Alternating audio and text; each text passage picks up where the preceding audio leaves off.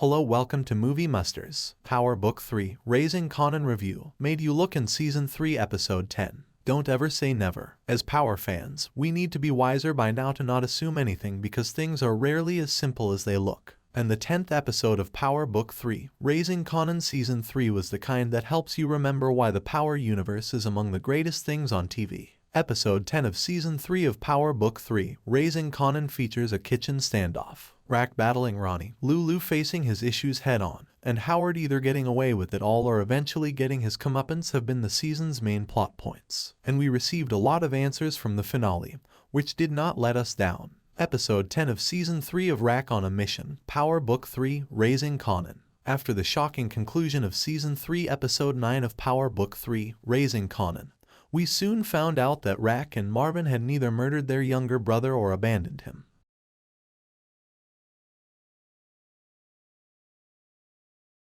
As irritable as they became with Lou-Lou, he's still family. Even though it took them a while to grasp what kind of care their brother needed, they still wanted to support him despite their displeasure. In order to depict Lou-Lou on screen moving past the detoxification stage and deeply immersed in his therapy, a 2-week time leap was necessary. This season, with more time,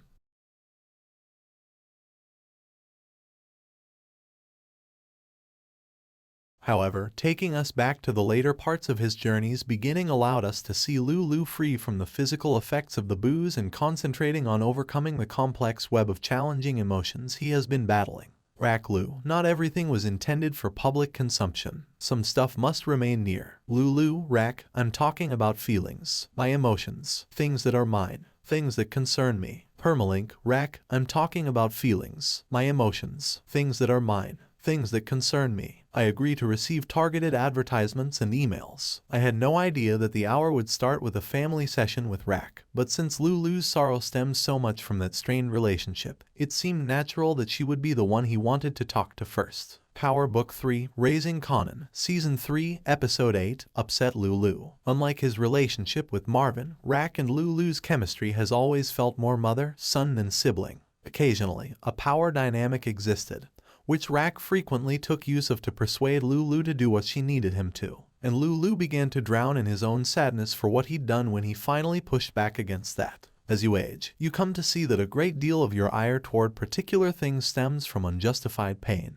Raq tends to keep her fury in check, allowing it to boil just beneath the surface. She doesn't always yell at people or toss objects when they get close because, quite honestly, she can't afford to be that way. However, Raq frequently uses cutting language, and she has taken a lot of time to criticize Lou-Lou. That's beyond her ability to dispute. Episode 10 of Jukebox and Marvin, Power Book 3, Raising Kanan, Season 3. During their session, she pulls this joke about Lou-Lou suddenly experiencing things, but then she turns the focus back to herself and her own boundaries around what she can and cannot feel. Their incapacity to listen to one another has always been one of the biggest problems between them. Both have been incorrect and made good points, but neither has been open to considering ideas beyond their own. Though there were several dramatic exchanges between the two, the one outdoors where Lou-Lou accepted responsibility for his actions and Raq apologized was arguably the most moving. That didn't feel forced or false, rather, it felt like what they were both hoping to get from the other. Although a single professional family session won't end decades of suffering, it was undoubtedly the beginning they both needed.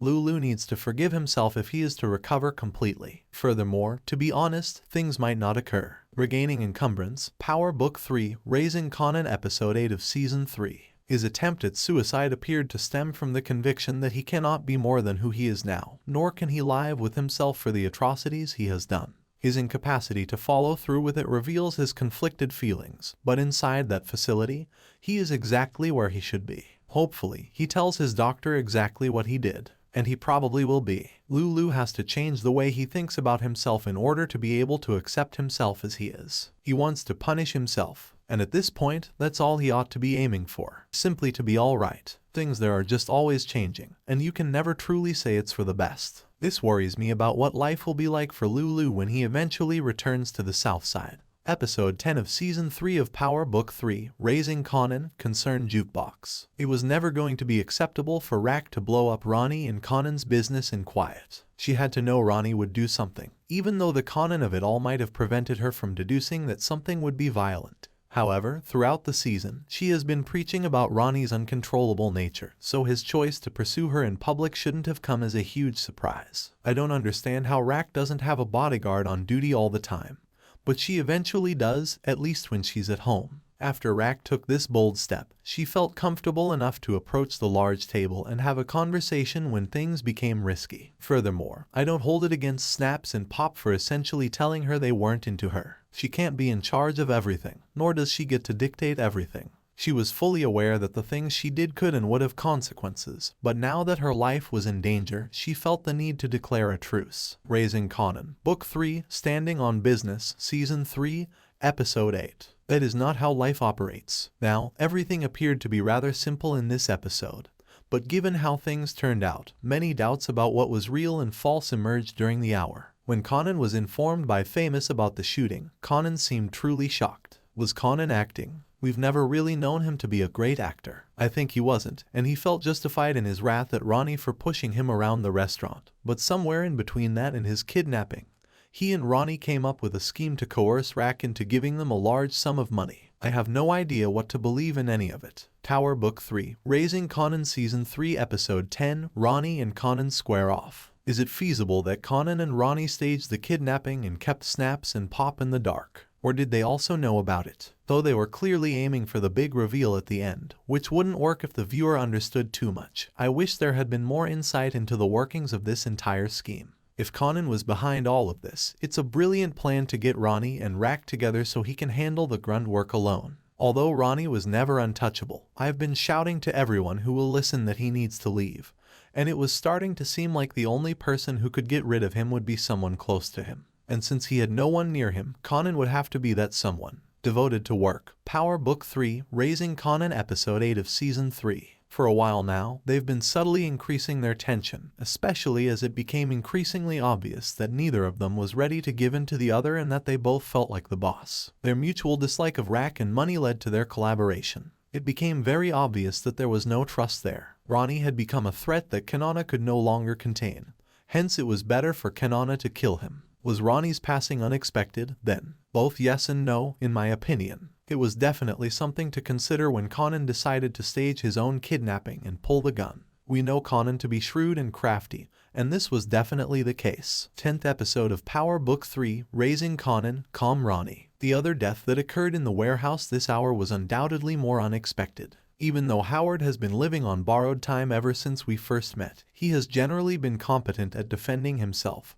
Despite occasional slip-ups, I believe that Howard's longevity is a result of his extreme self-interest. He's always been a lone wolf, which means having little regard for other people. However, he was so transformed by what he learned about Kanan that he was able to think beyond himself. However, Howard also held the false belief that Raq, Kanan, and himself were all looking out for one another, even if this was never the case. No matter how much he helped them, and he undoubtedly did at times, Howard was never their family, and they would always value their basic core more than anything else. Episode 9 of Season 3 of Power Book 3, Raising Kanan, on his last straw. I sensed that Howard was leaving the room when he mentioned to Raq that the three of them formed a unit. Currently, I wasn't sure if it would be in jail or from a stray bullet, but Raq wouldn't tolerate his going on and on about turning on Marvin. Although Howard has always been a complicated person, it's possible that once he killed Shannon, his future was predetermined. He had a place as long as Raq valued him. All he could do was fall, though, as the walls closed in around him. It's strange that, when you consider his entire story arc, we never saw much of him and Kanan together and what that dynamic was like. However, that does add to the legends surrounding Kanan Stark. He never had a formal introduction to his father, learned about his bizarre past, nearly murdered him without realizing he was his father, and then witnessed his mother shoot him dead in cold blood. Power Book 3, Raising Kanan Season 3 Episode 10, Marvin Waits Outside. That's a lot to take in, and I believe he never did during his entire life. Regardless of whether Raq murdered him or not, Tanner and Baptiste were likely pursuing Howard at full speed, ending his career. Furthermore, it was amusing to watch them question everyone about Howard when Raq was the only one who might have anything to say.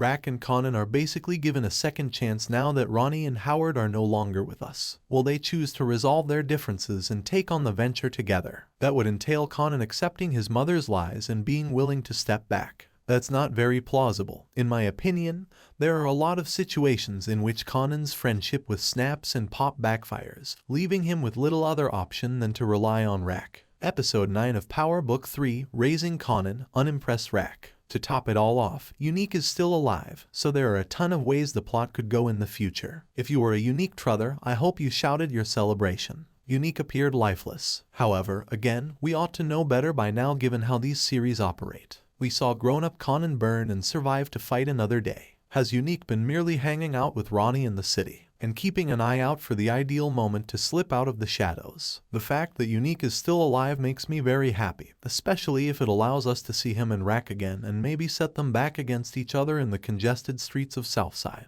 Snap's move, Power Book 3, Raising Kanan, Episode 10 of Season 3. We can't wait for Season 3 to premiere. Everything additional you should know. Marvin lost a friend in Gerald, so you had to feel bad for him. It's significant that he continued to pay his respects, although virtually in spite of the treachery. Season 3 should hopefully offer some in-depth looks at Marvin and Lou-Lou. With the two brothers taking different routes, there is a lot to explore in their scenes, which I particularly enjoyed this season. Next season, everyone could be impacted by famous people getting busy. He's not a spy, but a prison celebrity. It's not visible to me. Since Crystal is expecting, it is reasonable to believe that Sean will be the child. Power Book 3, Raising Kanan Season 3 Episode 10, Lunch Date. Kanan swears he will stay in New York forever, whereas Jukebox just wants to get the heck out of town. Jukebox's story is made even more tragic by the knowledge that she will ultimately return and pass away in the location she so desperately wished to leave. Jukebox and Isha had such a nice relationship.